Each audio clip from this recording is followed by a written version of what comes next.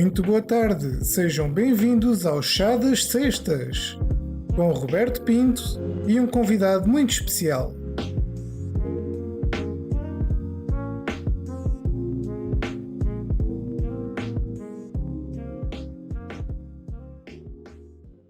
Olá, boa tarde, bem-vindo ao Chá das Sextas. Sexta-feira, 20 horas, cá estou, com presença e um grande amigo meu e advogado, Dr. Ricardo Branco. Muito obrigado por aceitares o meu convite. Para mim é um prazer enorme ter-te aqui. A sério que é um gosto enorme. Tenho-te aqui para fazer então umas questões para debatermos acerca da atualidade no panorama nacional. Espero que desfrutes do chá enquanto conversamos. Espero que gostes, está bem? Então vou-te colocar a primeira questão do nosso seguidor, do Rodrigo Carmona, que colocou no último vídeo do primeiro episódio da primeira temporada do Chá das Sextas. Posso então começar a colocar as questões, Ricardo? Sim, posso. Então a primeira questão é: como é possível, num julgamento de um incendiário, haver provas que foi ele, como por exemplo câmaras de vigilância privada, não poderem ser utilizadas como prova depois do julgamento? Ok, então é assim. Isto em questão, estamos a falar de um procedimento criminal que se resta do Código de Processo Penal. Da mesma forma que acontece no processo penal, acontece no processo civil, e há momentos e tempos específicos para a apresentação da prova. Sem ter qualquer tipo de conhecimento mais aprofundado sobre o tema, o que é que foi discutido, o que é que não foi, provavelmente será o que disse. Sim, exatamente. Portanto, sem ter mais qualquer tipo de conhecimento, provavelmente o que poderá ter acontecido é essas imagens terem sido recolhidas de forma ilícita, que a lei penal prevê claramente que sim, podem ser usadas reproduções fotográficas, vídeos, podem ser usados isso tudo como prova, mas se foram obtidas de forma ilícita, não podem servir como prova, a prova pode ser nula, nem sequer pode ser considerada. Pronto. Pode ter acontecido também a questão de ter sido apresentada em momento em que já não podiam ter feito e em que o juiz... prazo, não é? Exatamente. E o juiz pode não ter considerado, porque há alturas em que se pode, efetivamente, ao abrir um certo artigo do Código de Processo Penal, onde se pode requerer exatamente como prova, como justificares que tinhas recebido só agora aquilo, não sei o quê, só que fica sempre a aprovação, tanto das partes, seja da parte do arbítrio, da parte do ofendido, ou neste caso até eventualmente do Ministério Público, portanto de um processo de um incendiário, e fica sempre a livre convicção do juiz aceitar ou não essa prova fora de prazo. Portanto, isso pode perfeitamente ter acontecido. Ok. Ele colocou uma segunda questão, o nosso seguidor, à qual eu vou passar então. Como é que é possível ele ir para casa com pulseira eletrónica, depois tiram-lhe a pulseira, consideram-no inocente e ainda o integram na antiga Corporação de Bombeiros, onde tinham um alto cargo? Ok, nesse tipo de caso, poderá acontecer é o quê? Lá está, ele tinha a pulseira como forma de controle, mas como foi absolvido. Exato, não foi acusado de nada. Não foi acusado de nada, quer dizer, acusado foi, Sim, mas não foi comprovado nada. Mas não foi condenado pela prática de qualquer tipo de crime. Portanto, a partir daí, é como se nada tivesse. Quanto à questão dos bombeiros, isso depois depende do estatuto e da forma como eles se regem para eles próprios, se aceitarão ou não, mas como à partida não tem nenhuma condenação, não precisa de... Aqui então basicamente seria o quê? Imperava o bom senso, que é, toda a gente sabe, toda a gente viu as imagens, mas como não podem ser usadas como prova, ele torna-se inocente. Mas ele não deixou de fazer. Aqui o bom senso imperava que quem está a comandar essa corporação de bombeiros devia dizer: não, nós sabemos que foste tu cometeste esse crime, mesmo que não tenhas sido condenado, mas não deverias de exercer este cargo. Pois, certo. Mas o que é certo é que não teve uma condenação e aqui eu agora, claro que o bom senso que poderia imperar, como é lógico. Eu pergunto, a lei está mal então, deveria de ser alterada. Sim, mas na lei há muitas lacunas e há muita coisa que mas é possível alterar. Claro que sim. Ok.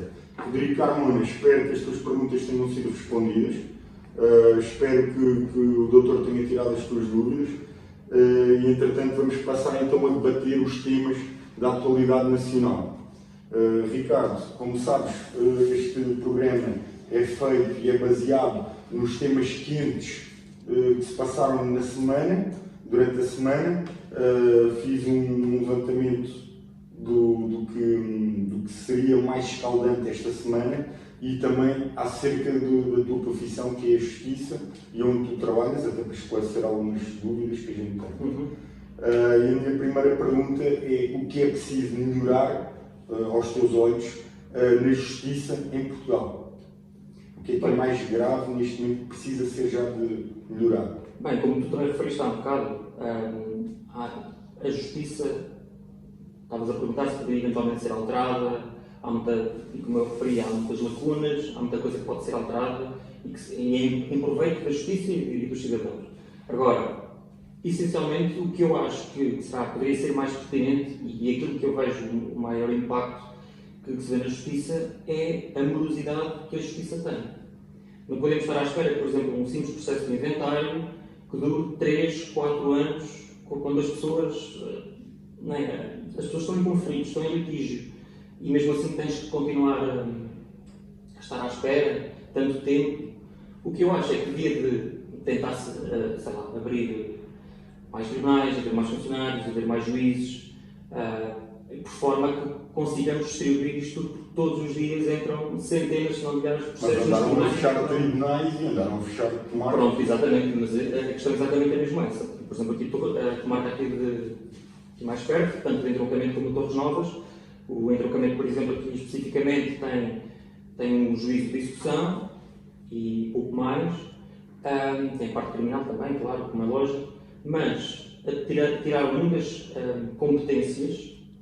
Tem muitos tribunais, por exemplo, o Tribunal de Torres Novas tinha competências a todo o nível. Hoje em dia não tem. Tem uma competência civil, de baixa instância, de pequena instância, só até um valor de ação de 50 mil euros. Tem instância criminal e não tem mais nada. Antigamente tinha insolvências, tinha tudo e mais alguma coisa.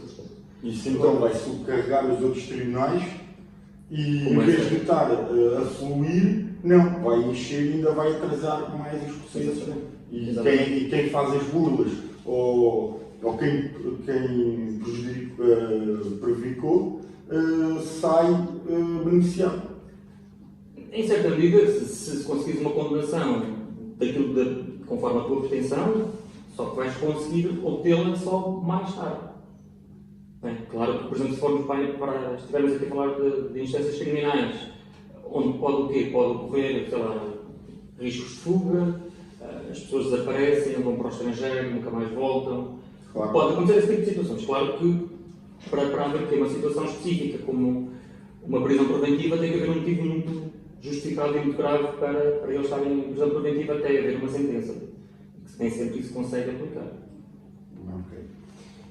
Entretanto, Ricardo, eu penso nesta questão, não há muito mais a dizer acerca desta questão. Sim. Tu apontaste os pontos mais... É a morosidade. Precisava de ser uma justiça mais célere, mais dinâmica e muito mais interventiva. E, acima de tudo, respeitassem, se conseguissem respeitar, já nem digo criação de mais tribunais, mas conseguissem respeitar os prazos que estão definidos na lei. Claro. Por exemplo, nós advogados temos prazos definidos na lei, assim como os juízes têm. Mas se nós não cumprirmos, estamos tramados, mas se eles não cumprirem, não estão. É um pouco por aí. É irónico, não é? Pois, é irónico.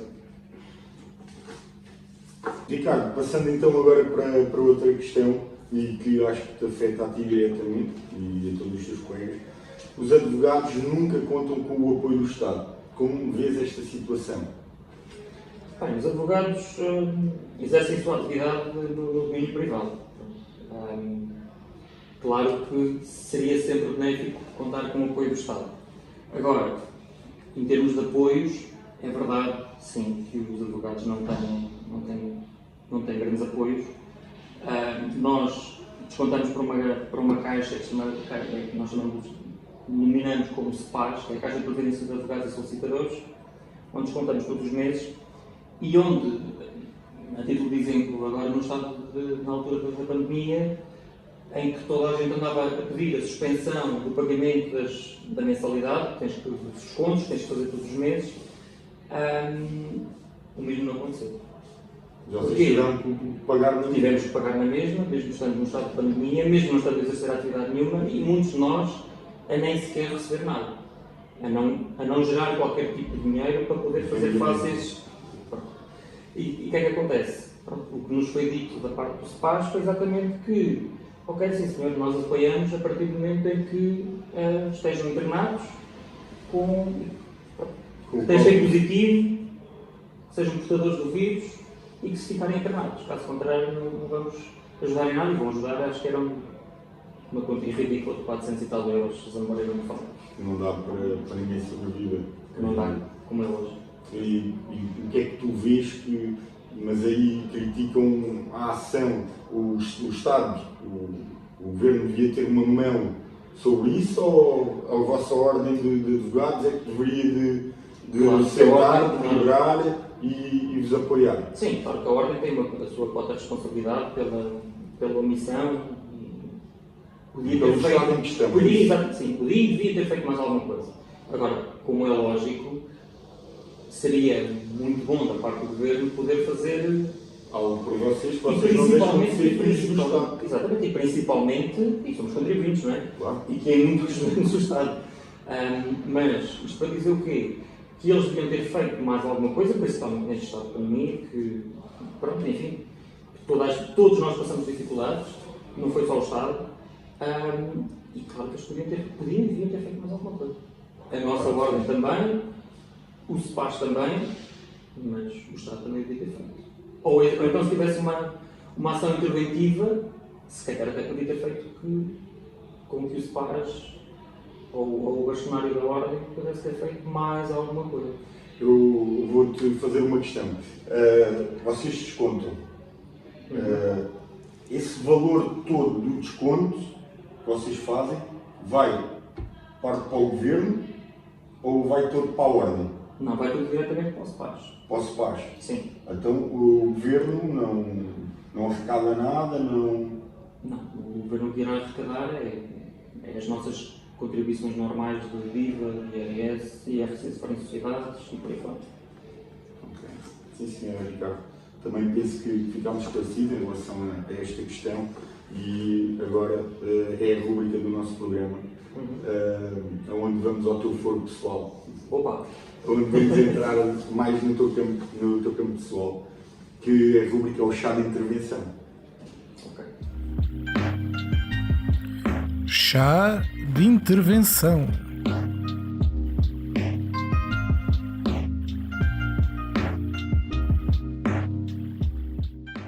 Ora então, primeira pergunta da rubrica de chá de intervenção. Se tivesses um superpoder, qual seria? Pá!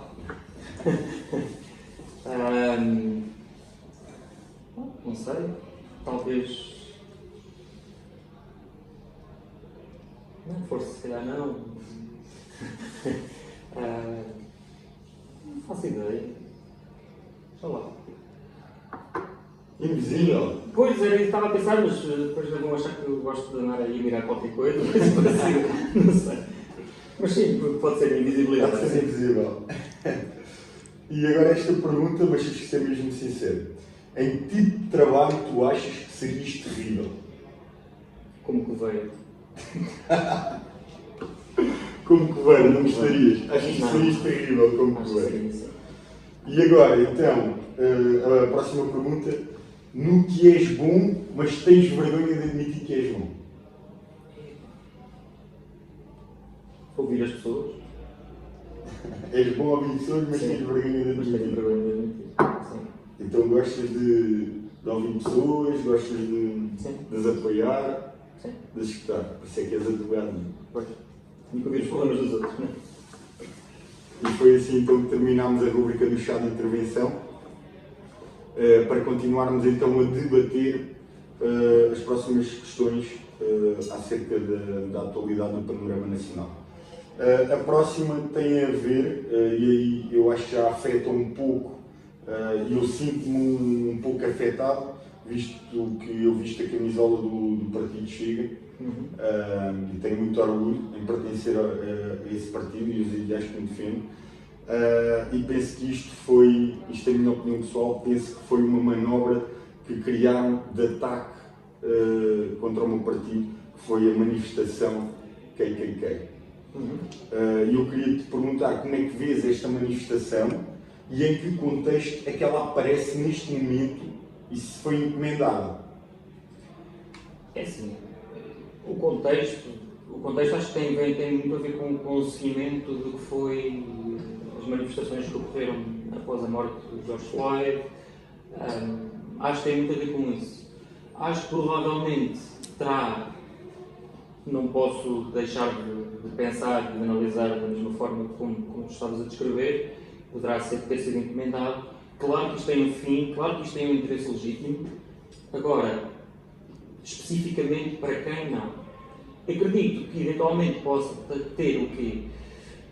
Uma ligação com algum grupo terrorista não tanto no sentido mais prejudicial da palavra, mas... Claro, eu estou a perceber, um grupo de sim, não diria marginalizado, mas um grupo que, sim...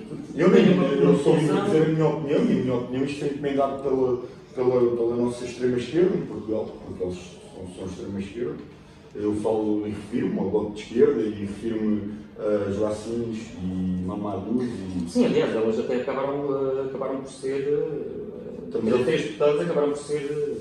Eu acho que há, Ricardo, e daí eu te perguntar no contexto em que aparece, porque o Partido Chega e o André Ventura fez frente e sempre que a esquerda saísse à rua a dizer que Portugal é racista, o Partido Chega saiu à rua e todos os seus militantes e simpatizantes e mostraram que não, numa força muito superior, numa força maior. E então eles perdem terreno e perdem essa batalha e então agora arranjam esta manifestação dos KKK, que nunca se viu em Portugal, não tem história em Portugal, para mim não faz sentido nenhum. E depois existem fotos e aparece na comunicação social pessoas de cor na manifestação. E depois volto a perguntar, encomendado porquê? Estamos a falar de pessoas que disseram que se fossem ou que se chegassem ao poder que terminariam com a polícia, por outras palavras, eles utilizavam palavras que eu nem vou utilizar, e agora estão a pedir apoio aos polícias. Não deixa de ser ironia. E o André Ventura, e que é simpatizante do partido, todos os dias recebe ameaças de morte. A própria Mariana Mortágua desejou a morte do presidente Bolsonaro, não é? E agora vem pedir proteção e vem condenar e vem julgar André Ventura que instiga o ódio. Onde ele faz, e todo o partido faz é o oposto. A gente vem mostrar é que não existe ódio, não queremos ódio e não queremos racismo. Sim, sim. Por isso é que eu te pergunto, o teu contexto, como é que tu visualizas e que me dês a tua opinião o mais agora, possível. Se foi encomendado pela extrema-esquerda e pelo Bloco de Esquerda, isso não faço a mínima ideia. Agora, se o fizeram, claro que poderá ter a ver com o crescimento do Partido Chega, isso sem sombra de dúvidas. As próprias sondagens já dizem e indicam exatamente isso, que é um partido que está a crescer muito e que está a ganhar uma força, uma dimensão e apoiantes até importantes no nosso país. Agora, se realmente o fizeram, enfim, manobras políticas... Sim, mas em Portugal é novidade, porque Estados Unidos e outros países, estas manobras não aconteceram desde Kennedy, não é? Sim, claro. Mas é isso que estamos a ver. Temos países como Cuba, onde Jerónimo de Sousa vem dizer que nós temos que seguir aquele exemplo. Eu não sei que país é que ele vê em Cuba ou o que é que ele está a ver que é Cuba, porque estamos a falar de médicos que recebem 300 e poucos euros por mês, médicos, e o ordenado mínimo são 100 e poucos euros por mês. Pá, eu não quero um Portugal assim. Sim, claro. Nem quero ser um exemplo de Cuba. Também não. Certo? Claro, também não. Ricardo, passando então agora a outra questão, e acho que e já tive o prazer de visitar património português de uma história importantíssima, tive o prazer de visitar contigo, passámos um fim de semana espetacular a visitar estas relíquias que o nosso país tem. E eu queria te perguntar se te dói o coração ou não, como é que tu analisas a prestação do Governo na gerência do nosso património? É assim, acho que há uma grande, até diria mesmo, negligência nesse sentido. Porque nós somos um país antigo, um país com uma riqueza 900 anos de história. e com uma cultura tremendas, como poucas há. Se formos comparar com uma das grandes potências mundiais, estamos a falar dos Estados Unidos, é um país extremamente recente, Sim. história não tem nada. Agora tu vês, por exemplo, se fores visitar, já nem digo só património, claro, há algumas coisas do património mundial, mas por exemplo, se formos analisar até mesmo algum património rural que há, as paisagens que nós temos, os monumentos que nós temos, e tu vês que há alguma coisa que falta sempre. Claro, os turistas vêm para cá e os turistas gostam, porque nos países deles se calhar não há e ficam fascinados, mas há muita coisa, há tanta coisa que se podia melhorar. Há tanto património, estou-me a lembrar assim de repente da casa do Aristides Sousa Mendes, uma pessoa importante num passado relativamente recente. Mas se calhar a maioria não sabe quem é sequer. Pronto, mas isso já compete a cada um. Agora, por exemplo, se formos analisar e formos um pouco mais atrás na história, e se formos pensar, por exemplo, nos cofres do Estado e naquilo que o Salazar, por exemplo, nos deixou, Fecha aqui barras de as barras de ouro que ele deixou. Exatamente.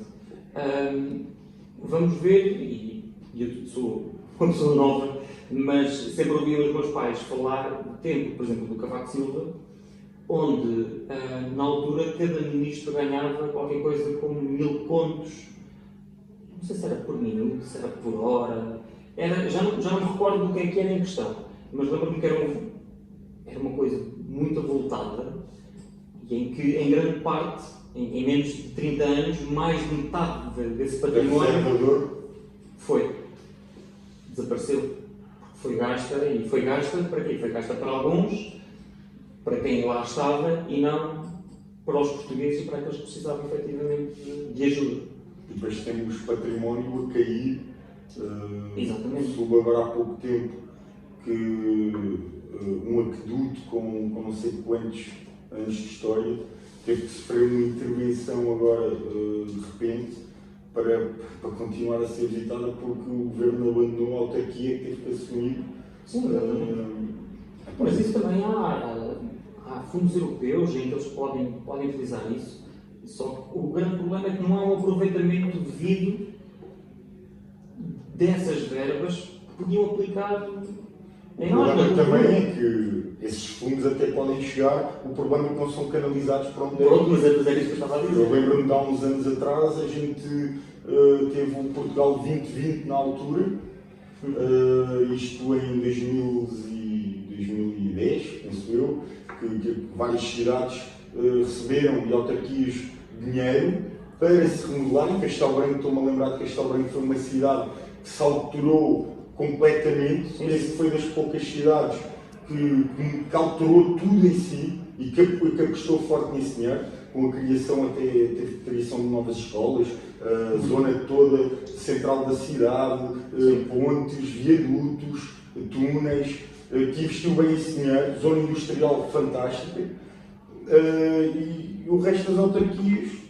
o dinheiro não está cá e as obras não foram feitas. E o património continua-se a estourar e depois a vendermos para imobiliárias e fundos estrangeiros. Palácios nossos, história que está a desaparecer E por verbas irrisórias, dadas, não é? Sim, diria.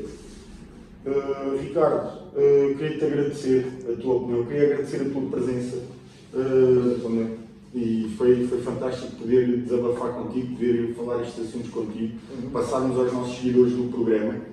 Pela primeira vez este programa teve plateia e eu queria pedir à plateia uma salva de palmas.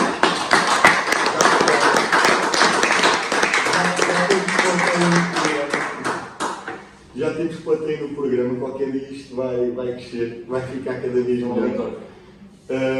E peço então para deixarem os vossos comentários, façam as vossas perguntas. O meu próximo convidado vai ser um empresário do mundo da noite, de um dos maiores grupos. Eu peço que vocês comentem, coloquem as vossas questões para eu poder colocar, partilhem, deixem as vossas sugestões, o que é que gostariam de ver analisado nos próximos programas. Todas as sextas-feiras às 20 horas eu estou cá com um convidado muito especial e muito obrigado por me seguirem e por me acompanharem. Boa tarde e adeus. Tudo a correr bem. Muito obrigado. Foi o episódio de Chá das Sextas, mas não percam o próximo para a semana, com um novo convidado, mas com a mesma boa disposição.